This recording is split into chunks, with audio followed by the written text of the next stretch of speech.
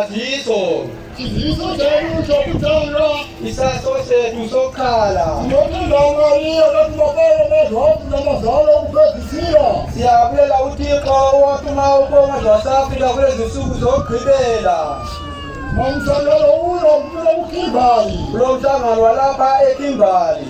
vanhu vakashirathirayo pano paKimbali Abantu abadle isidlo apha eKimbali varume vaita 566 amadoda ayi-566 vakadzi vaita 511 omama bayi-511 vese pamwe chete varume nevakadzi vaneta 1077 bonke kunye amadoda nabomama ni 1077 vanhu vakauya pamusangano uno abantu abaze kwetisi kulo mhlangano i-1215 bayi-1215 kuza Jehova kuza Jehova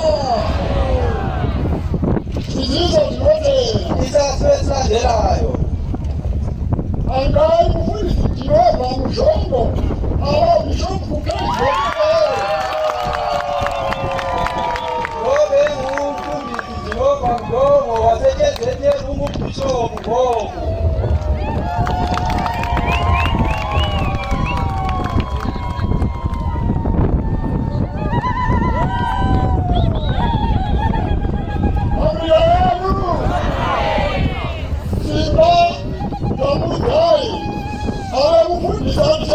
ngoku Isibaba Mudlayi ungumfundisi weSete Province.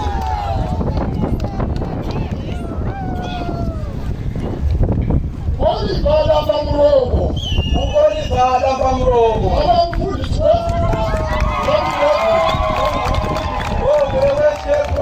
weWest Province. Kulakashe Burundi, Ukulakwashe Mulumbi abamfundisi Port Elizabeth, ungumfundisi wePort Elizabeth.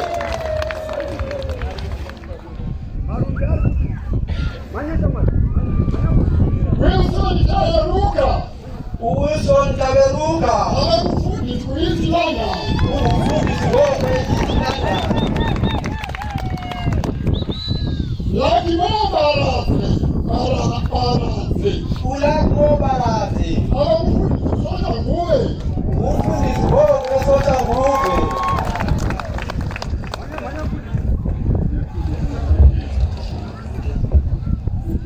Bondongwe, abamfundisi Malamulele, Impondo, Ugondongwe ngoba ngumfundisi eMalamulele.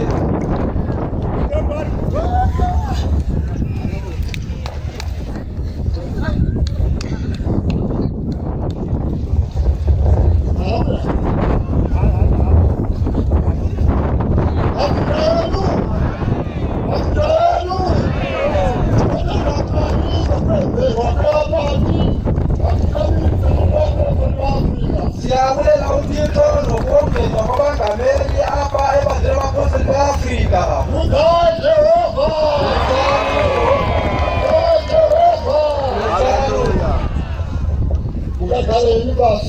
Ndingaqala phantsi.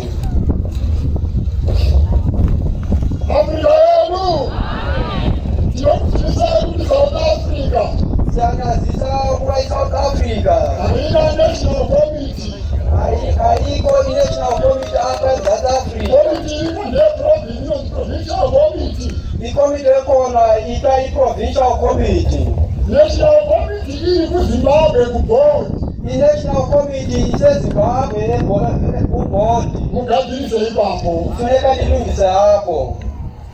Afrika yenu tuwazana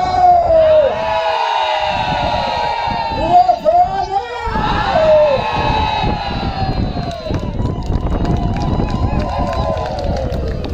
Novemba begore libilishawula hayo Umhlaka 3 November womnyaka ophi nowuphi ozawulandela. ideni yakhona ngomlungu wamanje umazwe waAfrika Yimini eso lesisaka sikatiko komazwe waseAfrika. Makazi yami lamantombazane apostoli Afrika bashiyela.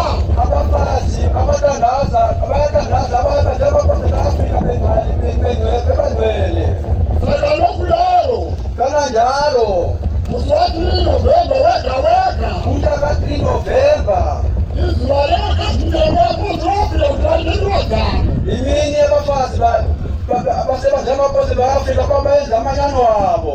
Yona kulokulikile November wevelelino yakomswethina. Ngenxaba u-3 November ungolesine walonyaka. Muswathi November. Umhlaka 6 November Sakalokhu apostoli Afrika. ebandlela abapostoli be-Afrika Wesepese. yonke indawo. Ngakulelo wadalo lemazimayi. Makube umanyano wabomama.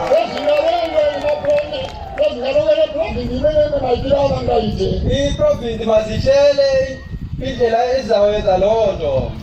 Afrika yenu. Amen. Afrika yenu. Hallelujah. Mangongcwele. Ike nava na Kuva umhloseveni April 2023. ukusuka umhlaka 7 April 2023 Kuhlamswatheni April 2023. ukuyofika mhlaka 10 April 2023 Titane kusangana wayisa pagwabo. uzawubakho nomhlangano wowisa eGubanga.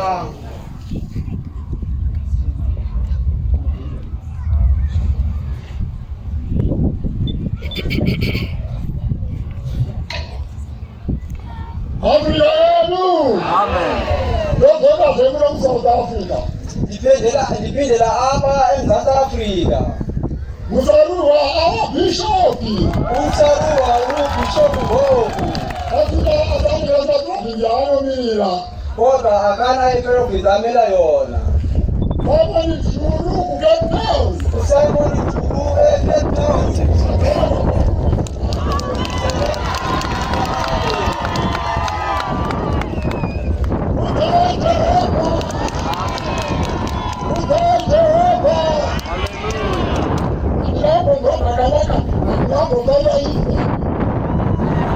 Alivelanga iyitwa mina.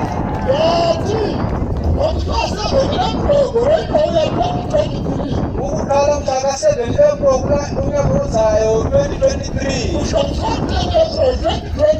ukubamba mhlaka 10 April 2023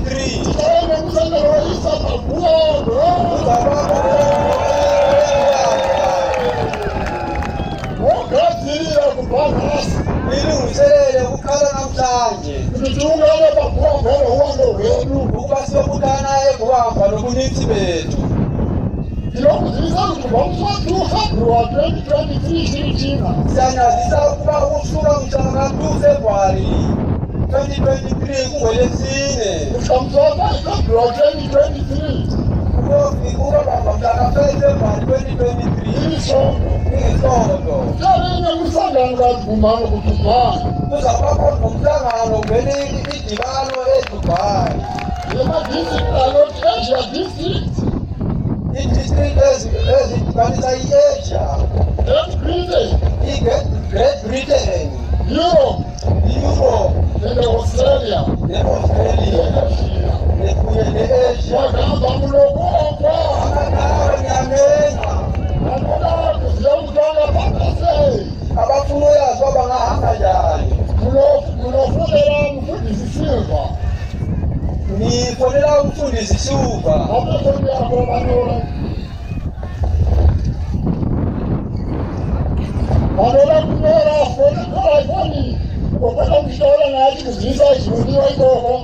Namba zami zefoni, namba zekuZimbabwe +263 782 801 680 +263 782 801 680.